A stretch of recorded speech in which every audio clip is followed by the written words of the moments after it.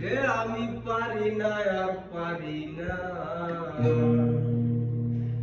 আমি পারি না আর পারি না, আমি কেন মরি না আজর কিসনে না আমারে গো, আমি পারি না আর পারি না।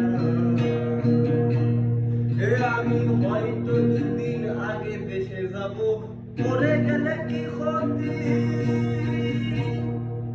এই সৌদি আরবের তালু বাহানা বুঝলাম না আমি ক্ষতি।